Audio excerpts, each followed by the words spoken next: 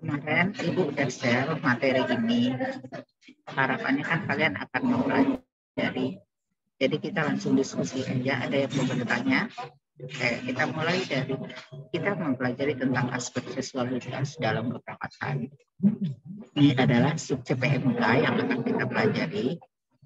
Kemudian ini adalah pendahuluan tentang aspek psikologis, aspek holistik dan komprehensifnya dalam kita mengkaji pasien, termasuk aspek sosial, seksiologi, seksualitas ini sering terabaikan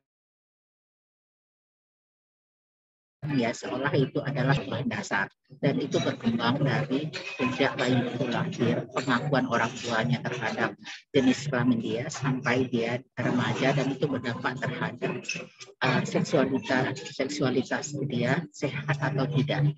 Jadi kalau ada seseorang yang mengalami gangguan identitas seksualis, kita lihat bagaimana pola asuh orang tuanya terhadap seksualitas dia, mulai dari sejak kandungan, pengakuan dia sebagai laki perempuan, kemudian bagaimana pola asuh dia pada saat dia bayi, balita, dan remaja sampai dia dewasa, apakah dia diperlakukan, dihargai sebagai jenis kelamin yang dia mau. Ya,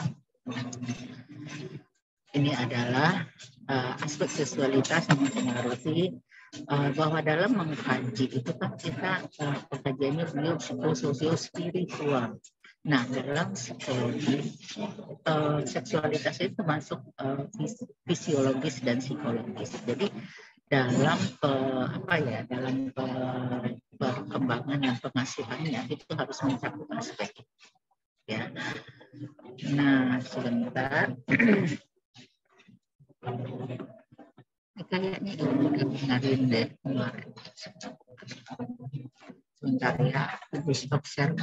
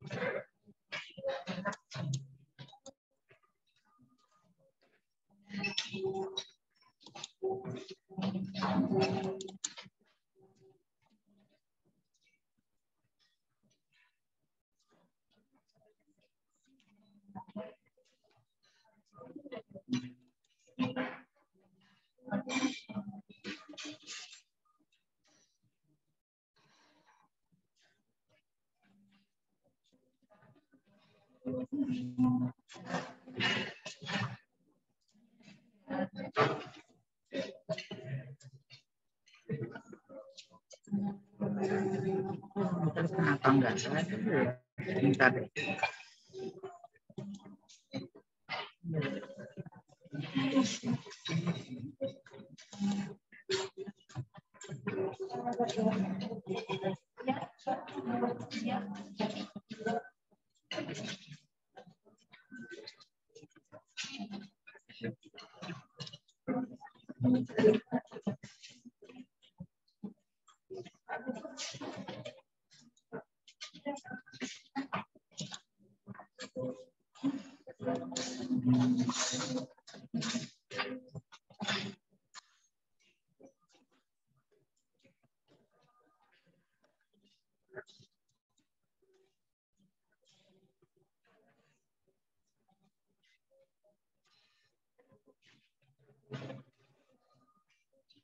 Itu pakai yang ini aja ya, yang bahasa Inggrisnya rupanya yang bahasa Indonesianya ya udah terlihat.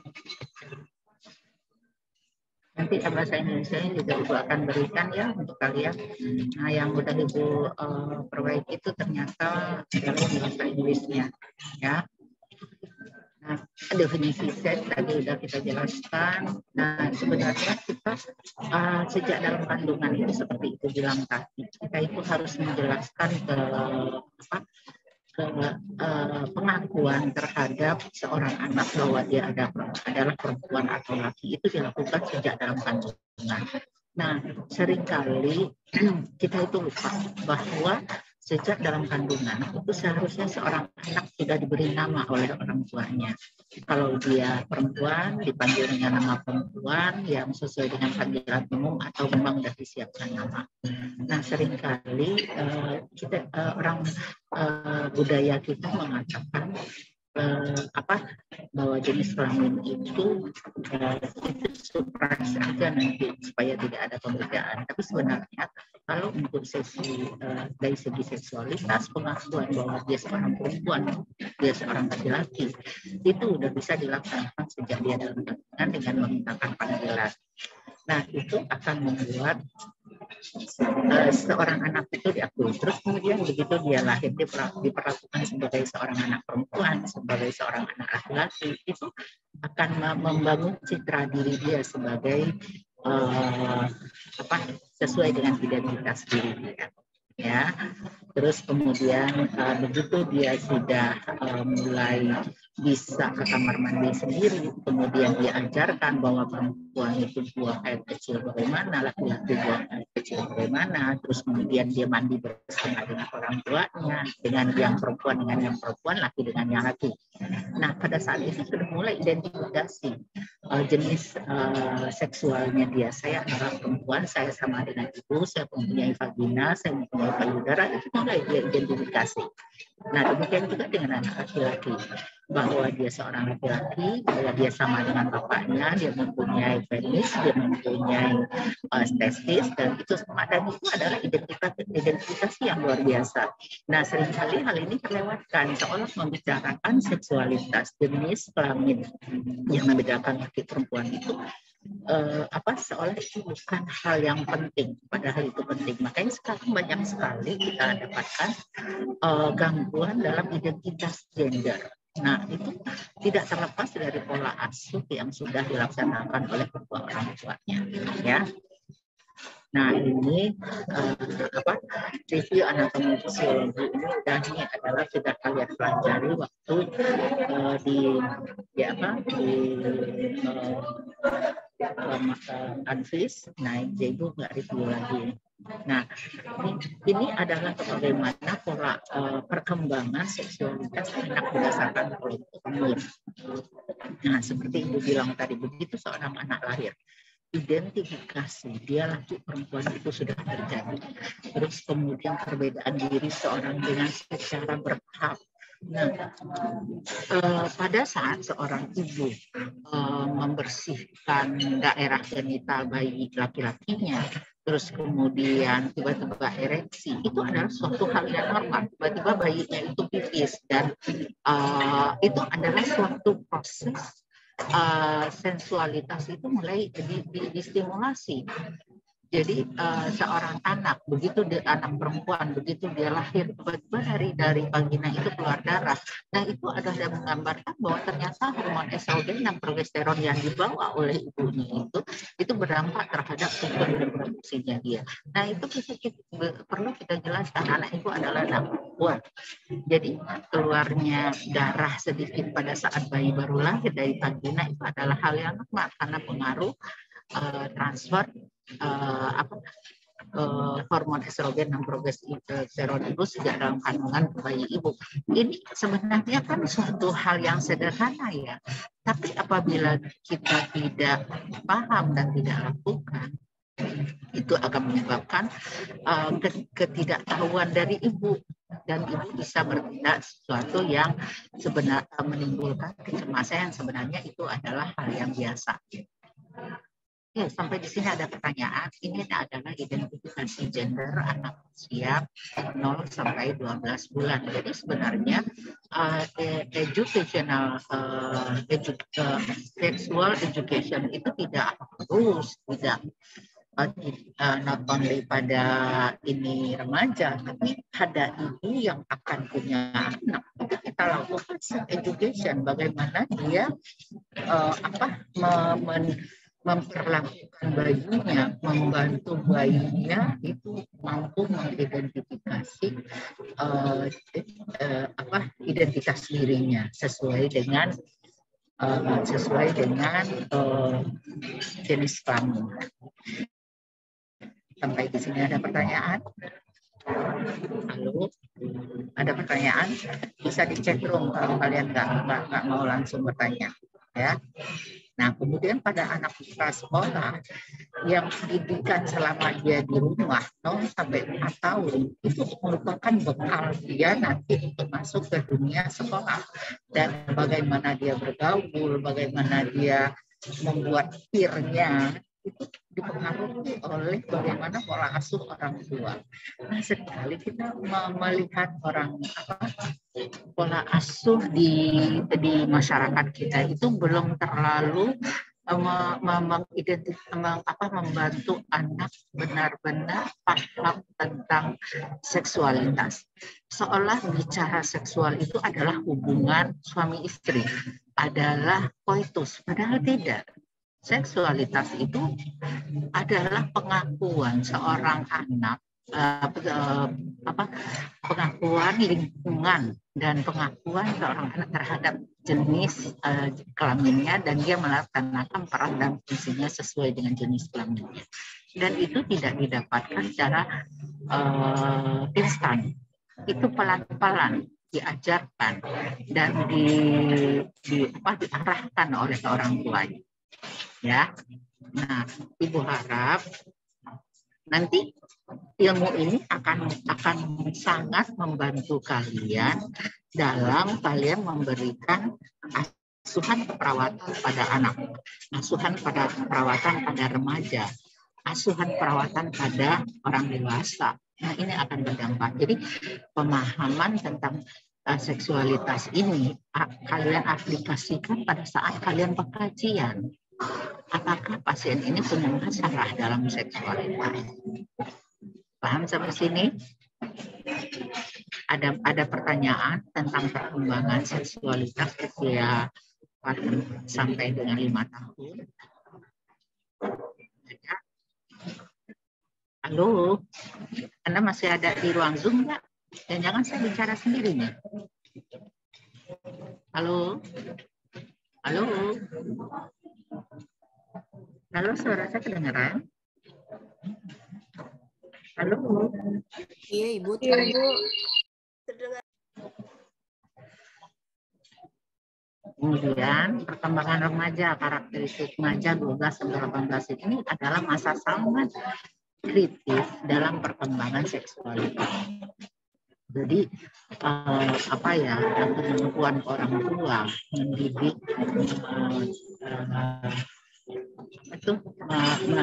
menempatkan, mengasuh remajanya sesuai dengan jenis kelaminnya, perkembangan seksualitasnya menjadi sangat penting sekali di sini.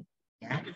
Makanya pemahaman seorang ibu bagaimana menghadapi anak remaja putrinya yang menghadapi menstruasi, terus bagaimana seorang ibu itu menjelaskan tentang sistem reproduksi, bagaimana seorang perempuan itu bisa hamil, apa yang dia harus lakukan untuk tidak terlibat dalam seks bebas, gitu.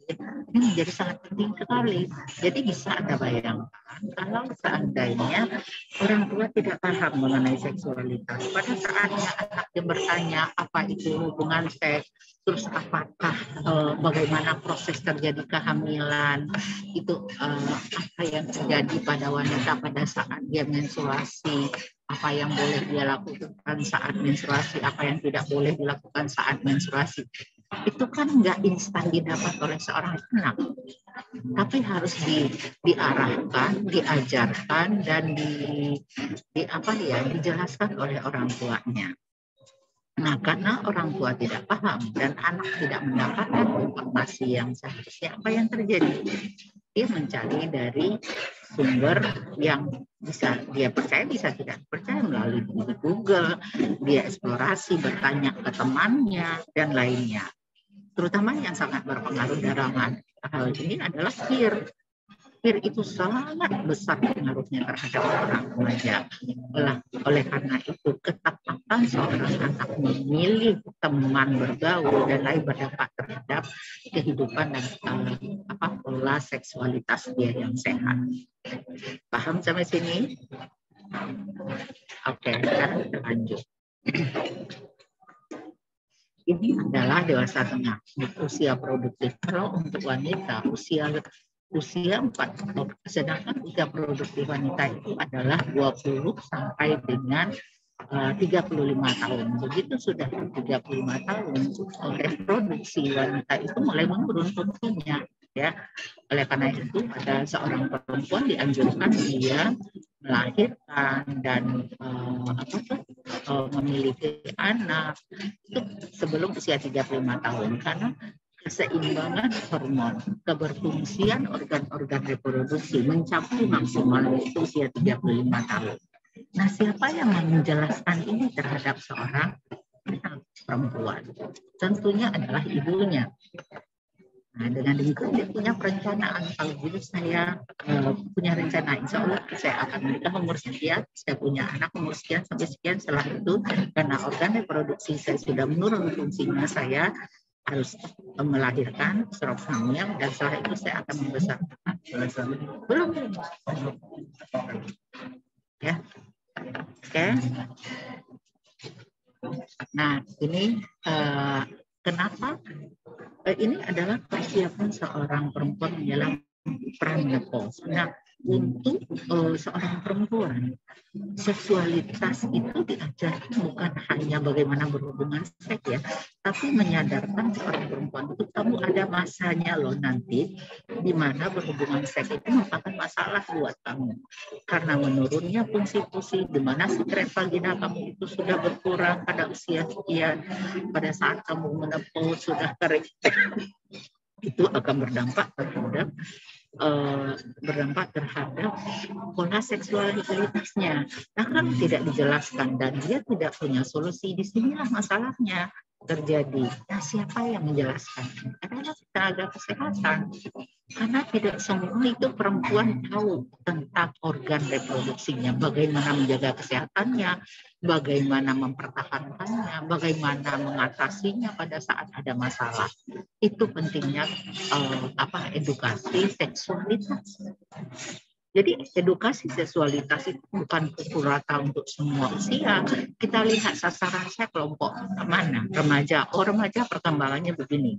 Sasaran saya adalah anak, balita, usia sekian-sekian. Oh, sasaran saya adalah ini.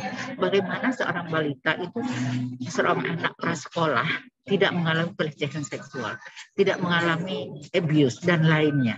Itu dijelaskan siapa yang boleh menyentuh bagian yang sangat terlarang bagi kamu.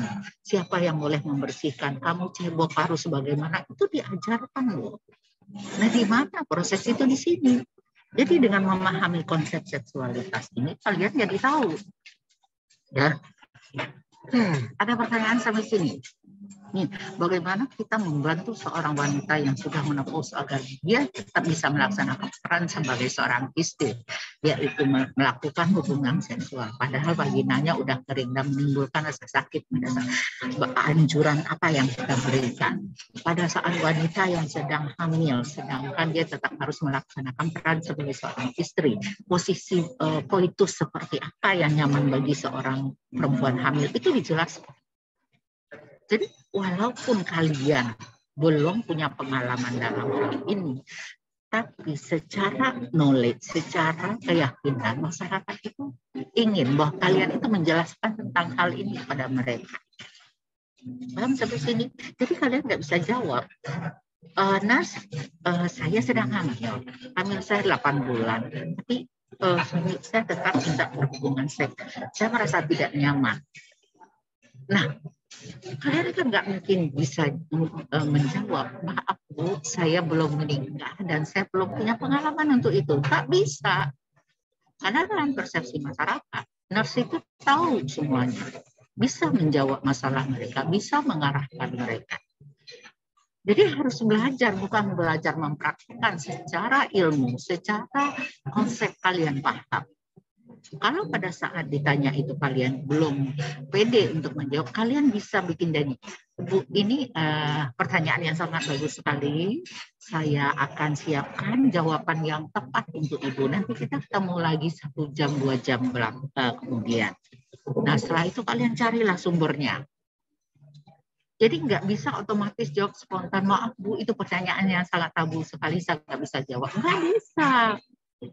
Mamanya pada saat konsultasi KB, tiba-tiba ibunya bilang, Nas, saya setiap berhubungan mengalami perdarahan. Ada apa ya dengan saya? Normal nggak itu? Nah, lihat usia ibu-ibu sudah menopause belum? Sudah. Sudah berapa lama menopause? Apakah ibu merasa sakit waktu melakukan ini? Kan kalian belum bisa bertanya seperti ini, belum bisa mencari solusi. Jawab seperti itu.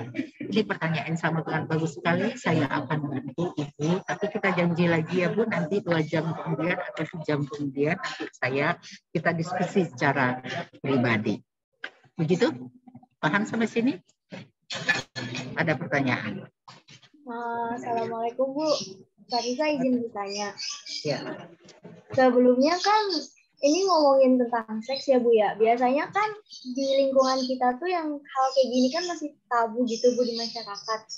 Tanggapan kita menanggapi kalau ada anak yang bertanya atau ngomong itu ke kita tuh bagusnya gimana sih Bu? Karena kadang di usia Tarisa yang segini juga pas Tarisa ngedengar omongan yang kayak gitu tuh Tarisa sendiri juga agak malu gitu Bu mau menanggapinya. Itu bagusnya gimana sih Bu kita menanggapinya Bu? Terima kasih. Ya. Pertanyaan yang bagus sekali Talita. Itu karena pola asuh kita selama ini orang timur selalu menganggap bahwa berbicara tentang seks itu adalah bicara tentang hal yang tabu, bicara tentang sesuatu yang seharusnya nggak dibicarakan. Padahal itu adalah suatu kebutuhan dasar dan masyarakat dan setiap tahap perkembangan dari anak itu terjadi perkembangan fisik, seksual, psikologis, sosial. Nah, seringkali masalah seksual ini terabaikan, tidak dijelaskan. Nah, jadi jangan kaget ada seorang anak umur 4 tahun bertanya, dulu kakak ada dalam perut mama ya? Terus bagaimana kakak bisa berada di perut mama? Dari mana kakak keluar? Nah, kalau seorang anak sudah bertanya seperti itu, berarti pola pikirnya sudah sampai di sana. Berarti kita harus jelaskan sesuai dengan standarnya.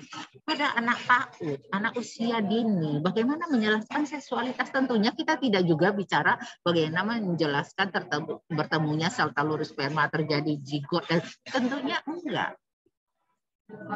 Jadi ada tahapan-tahapan pendidikan edukasi ini sesuai dengan kelompok usia. Jadi ditanya, yang bertanya itu siapa? Nah, Talita bilang, kalau ada sampai usia sekarang pun Talita masih merasa risih untuk bicara seksualitas, berarti memang pola asuhnya demikian. Sekarang luruskan persepsi masyarakat. Siapa yang meluruskan? Petugas kesehatan, bahwa bicara seksualitas bukan bicara tentang hubungan suami istri. Bukan hal yang tabu. Nah, kalau orang tua bilang, kamu ngomong apa masih kecil, dia buka di HP-nya set hubungan seksual, dapat dia. Nah, kalau ini tidak diluruskan, tidak diinikan persepsinya, bisa salah kan? Nah, itu pentingnya sex education. Nah, tugas kita adalah menjelaskan tentang sex education secara sesuai dengan kelompok usia. Nah, tugas kalian berapa orang nih? Tugas kalian adalah 112 orang melakukan sex education ke anggota keluarga. Pilih, yang balita boleh, yang remaja boleh, yang di rumah kalian ada siapa? Temannya boleh. Nah, bikin satu resume. Apa ya, sasaran kalian siapa? Kelompok usianya berapa? Terus apa yang kalian jelaskan? Terus responnya apa? Itu diserahkan ke ibu nanti. Ya, jadi tugas kalian adalah melakukan bisa itu meluruskan persepsi sasaran atau anggota keluarga kalian tentang bahwa kalian salah loh tentang sex education. Yang dimaksud sex education adalah jadi jelaskan seperti itu. Atau kalian mau langsung terjun ke materi boleh. Jadi ininya individu ya. Tugas individu, karena untuk sex education ini kita nggak ada psikomotor laboratorium, nggak ada. Laboratoriumnya adalah kalian mampu melakukan edukasi tentang seksualitas pada keluarga dan masyarakat. Nah, karena kalian masih dalam lingkup Kepdas 2, itu masih lingkupnya adalah keluarga. Jadi tugasnya adalah melakukan edukasi tentang sex education pada anggota keluarga. Pilih salah satu, nggak bisa digabung.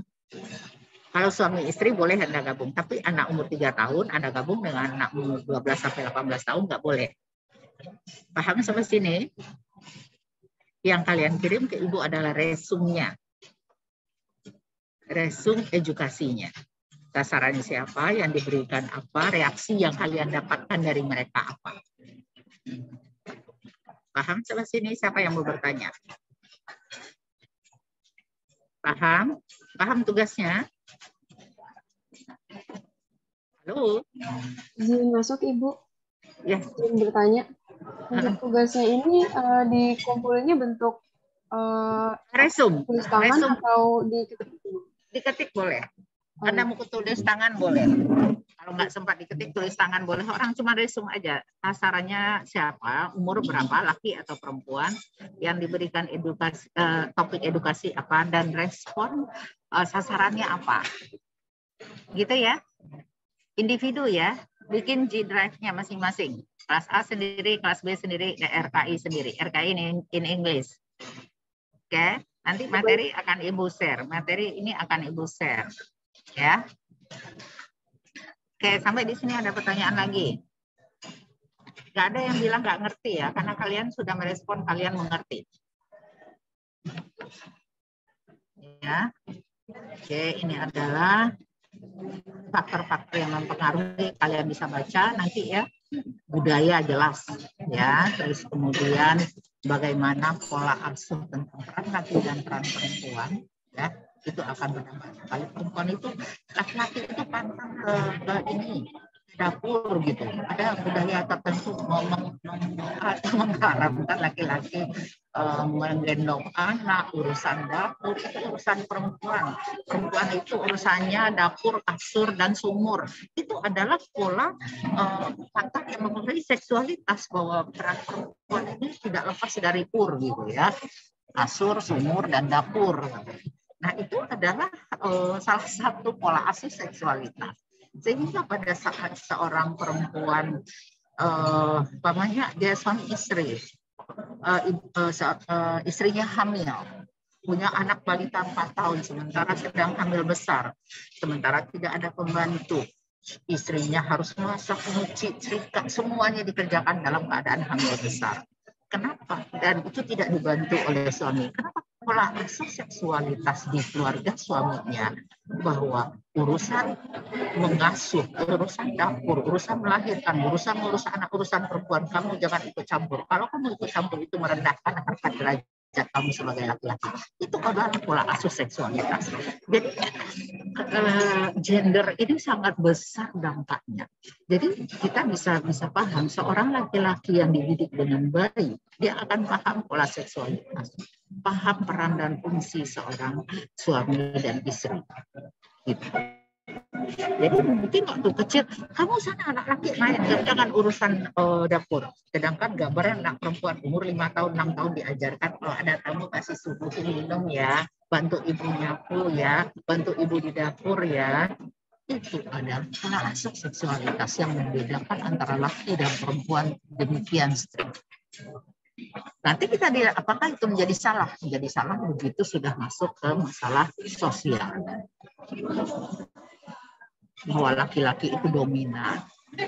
Kamu harus mengambil keputusan. Bahwa laki-laki itu tidak boleh menangis, harus kuat. Itu adalah pola asuh berdasarkan gender. Paham sampai di sini? Halo? Paham? Ini Ibu banyak. Nah, hospitalisasi berdampak terhadap kebutuhan seksualitas. Makanya pada saat pasien dirawat kita harus kaji masalah ini. Karena seksualitas bukan berhenti berubah. Seorang suami dirawat sampai 3 bulan di rumah sakit. Kakinya fraktur umpamanya. Nah, kebutuhan seksualitas itu jangan diharap bahwa dia terang dong masa di rumah sakit berhubungan seks. Enggak. Saat istrinya datang dia bisa melakukan sentuhan, mengungkapkan rasa sayang terhadap istrinya, itu kebutuhan seksualitas terpenuhi.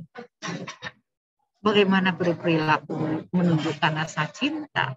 Nah, itu adalah pemenuhan kebutuhan seksualitas. Ya. Jadi dampaknya sangat luas loh. Jadi karena memang terkait dengan kesehatan reproduksi ya. Jadi saya sangat berharap sekali Anda memahami betul, baca betul ini materi sehingga masalah-masalah yang kalian mengerti pada saat Anda memberikan asuhan terkait seksualitas bisa kalian penuhi. Ada intervensi terhadap itu. Oke. Nah, sampai di sini ada pertanyaan. Ini adalah pengkajian seksualitas yang mencakup seksualitas, apa yang harus dilakukan, diagnosa perawatan, perubahan pola, disfungsi. Ya, silakan. Saya izin bertanya, Bu. Ya. Kalau di misalnya kita ditempatkan di rumah sakit internasional ya, Bu. Kan di rumah sakit internasional itu dia banyak pasiennya, maksudnya dari luar negeri, entah dari lokal atau luar negeri. Kalau di luar negeri itu kan budayanya bebas ya, Bu, kayak banyak kayak LGBT sudah dilegalkan di luar negeri. Nah, misalnya dia di rumah sakit internasional terus didata dia tidak mengaku kalau dirinya itu laki-laki atau perempuan atau bisa disebut sekarang tuh non-binary. Itu bagaimana ya, Bu, kalau misalnya kita menulis datanya itu, apa kita tetap menuliskan seperti yang kita lihat misalnya dia berjenis laki-laki, jadi kita tulis laki-laki, tapi ternyata dia tidak mendeklar kalau dirinya itu laki-laki atau perempuan itu bagaimana ya, Bu? Ya, Siva. Pertanyaan yang bagus sekali, terutama dengan zaman globalisasi sekarang ya, di mana ada perkembangan sosial bahwa pengakuan terhadap transgender ya, pengakuan terhadap jenis kelamin di luar laki dan perempuan. Itu makanya sebelum kalian nanti bekerja di suatu negara, kalian akan dipersiapkan budaya, masalah sosial yang ada di sana. Sehingga intervensi, pendekatan yang kita gunakan disesuaikan dengan negara di mana kita akan bekerja. Kenapa perlunya kelas internasional? Salah satu yang membedakan dengan kelas reguler adalah ada proses di mana Anda dipersiapkan tentang transculture negara-negara yang menjadi tujuan dari sebentar ya. Ya, halo. Lagi ngajar, kenapa ada apa penting?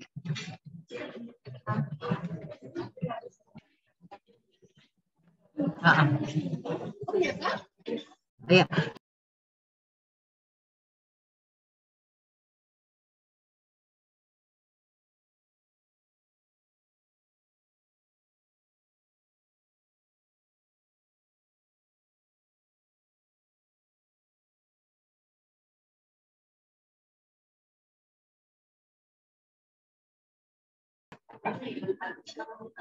Oke, silakan.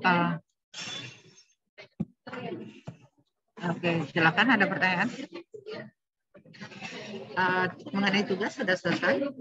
Jadi untuk yang seperti Ibu jelaskan tadi bahwa kalian terutama untuk budaya ya, kita tidak bisa memberikan asuhan perawatan tanpa mempertimbangkan ini, di mana kita berada, di rumah sakit mana kita berada, masyarakat mana yang kita hadapi. Nah, itulah pentingnya persiapan untuk perawat-perawat yang akan bekerja di luar negeri. Yang paling penting itu kalau soal keterampilan kita udah terampil, bahasa kita persiapkan, tapi yang paling utama adalah transkultural. Bagaimana kita bekerja dengan mempertimbangkan budaya, hukum, dan legal aspek yang berlaku di negara tersebut. Oke, sampai di sini ada pertanyaan?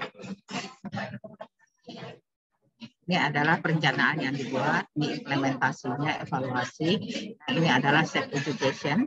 Bagaimana nanti kalian melakukan sex education berdasarkan usia yang dan budaya yang dianut di ini tersebut. Oke, silakan dibaca dan ditambahkan sesuai dengan ini Anda. Ibu kasih kesempatan untuk bertanya lagi. Mengenai tugas sudah paham? Bertanya Ibu mengenai tugas. Kenapa? Bertanya mengenai tugas tadi, untuk tugas ada deadline-nya nggak ya Ibu? Kenapa? Ya, izin bertanya mengenai tugas Ibu. Tadi ada deadline dari Ibu atau gimana ya Bu? Iya, ada deadline-nya. Kalian perlu waktu sehari untuk mempersiapkan, terus setelah itu kumpulkan. Sekarang hari Rabu, berarti hari Jumat sudah harus masuk. Ya? Iya, baik. Jumat masuk ya. Oke, ada lagi pertanyaan terkait materi?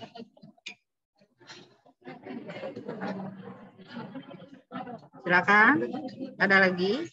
Ini topik yang sangat bagus sekali. Kalau kalian udah baca, berarti kita bisa diskusi. Masalahnya kalian belum baca.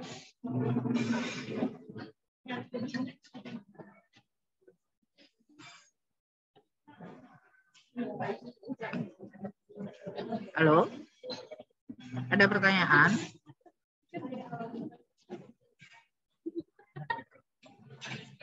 Benar nih, nggak ada pertanyaan. Aduh, nggak berhasil saya menstimulasi Anda ya. Padahal biasanya kalau saya bicara ini pertanyaannya macam-macam loh. Apalagi terkait dengan bagaimana menjaga organ reproduksi tetap sehat, bagaimana tentang pergaulan bebas, bagaimana seks nikah, gitu banyak biasanya. Ibu izin bertanya. Ya, halo. Ya, udah di restoran.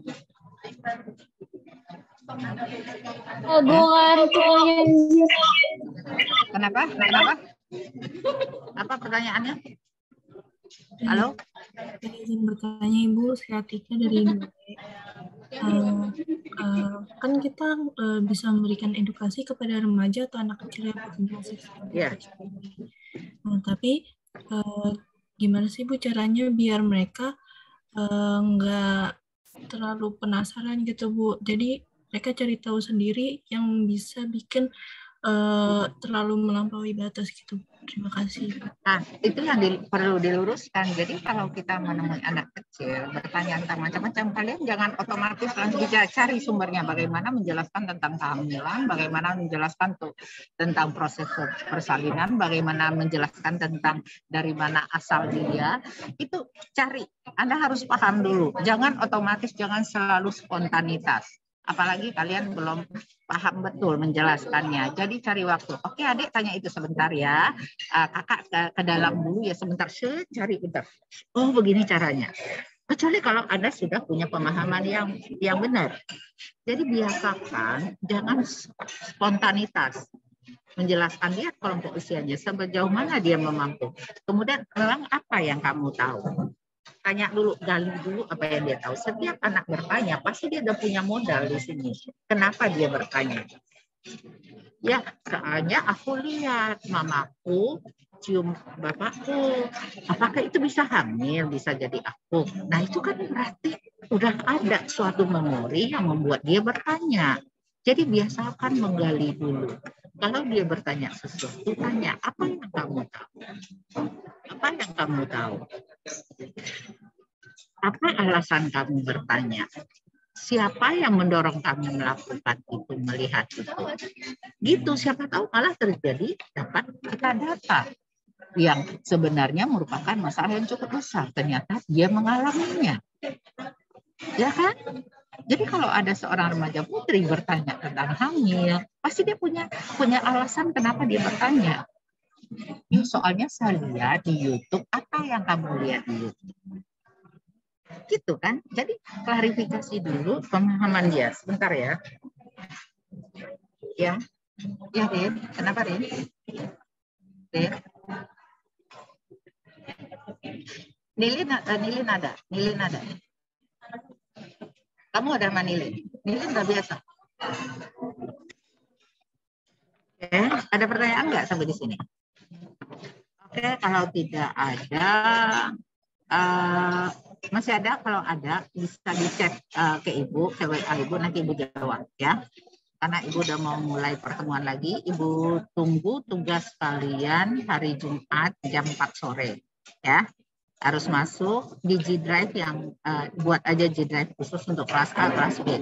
Kemudian jangan lupa daftar hadir Ibu hari ini langsung dikirim PDF-nya ke Ibu dengan tanda tangan kalian dan tanda tangan Ibu. Ya, halo, bisa dipahami? Nanti materi Ibu kirim. Tugasnya bisa langsung laksanakan. Cari identifikasi. Kalau lebih cepat lebih baik. Oke, sampai di sini. Halo, Ibu izin live ya.